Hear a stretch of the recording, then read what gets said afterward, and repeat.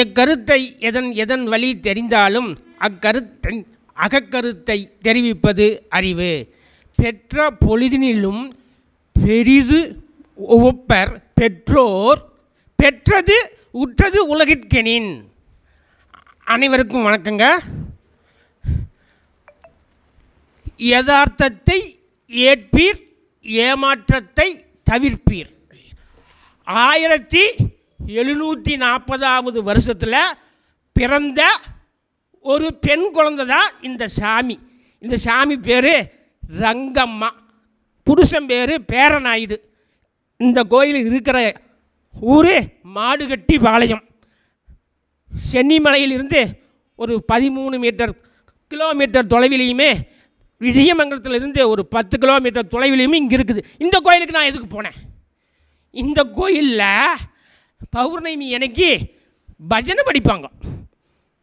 அந்த எங்கள் முன்னோர்கள், என்னுடைய தாத்தா, என்னுடைய மாமன்மார்கள் எல்லாம் நம்ம ஊரில் ஸ்ரீராம பஜனை மடாலயம்னு உருவாக்கி சனிக்கிழமை பஜனை படிப்பாங்க. நான் சின்ன பையனாக இருக்கிற போது எங்கள் தாத்தா கூட்டிகிட்டு போயிடுவார். இப்போ தமிழ் வேஸ்ட்ட முன்னோர்கள் செய்த புண்ணியம்ட்டு அந்த புண்ணியம் எனக்கு கை கொடுக்குதுங்க இன்றைக்கி.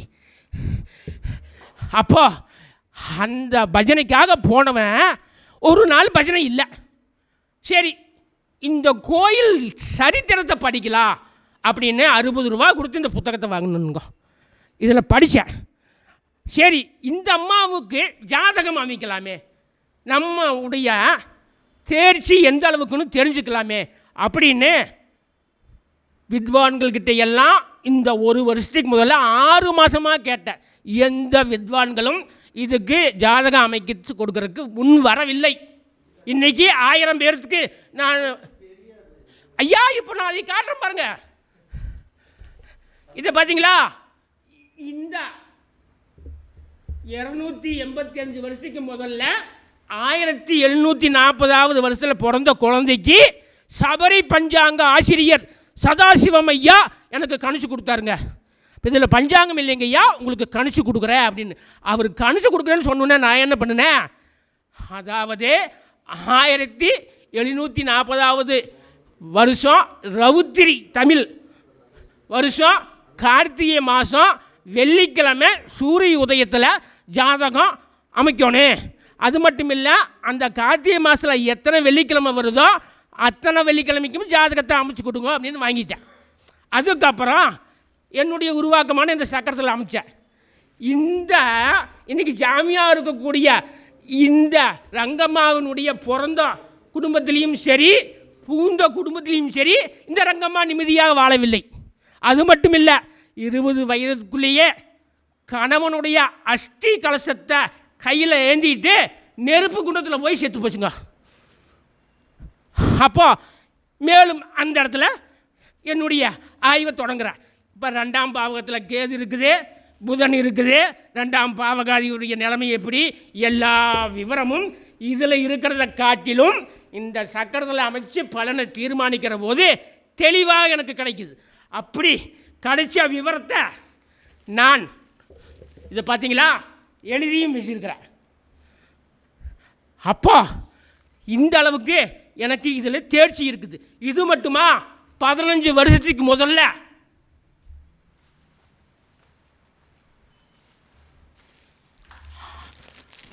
2000 வந்துச்சா, 2010வது வருஷத்தில் 12 ராசியினருக்கும் சந்திராஷ்டமத்தை கணிச்சுக்கிறோம் பார்த்தீங்களா, வருஷம் முழுக்க. அது மட்டும் இல்லை, அந்த சந்திராஷ்டம தோஷத்தை எப்படி தீர்க்கிறது அப்படிங்கிறதுக்குமே இதில் பரிகாரம் இருக்குது. அப்போது இதில் இந்த அளவுக்கு எனக்கு தேர்ச்சி இருக்குது. ஆகையினால அதையும் செய்யலாம் அப்படிங்கிற ஒரு உத்வேகம் எனக்கு கிடைச்சிது. இதில் என்னுடைய ஜாதக அமைப்பு சொல்கிறேனுங்க. லக்னம் இருக்கிறது மிருகசீரிடம் 3வது பாதம். லக்னாதிபதியான புதன் இருக்கிறது சித்திரை 3ஆம் பாதம்.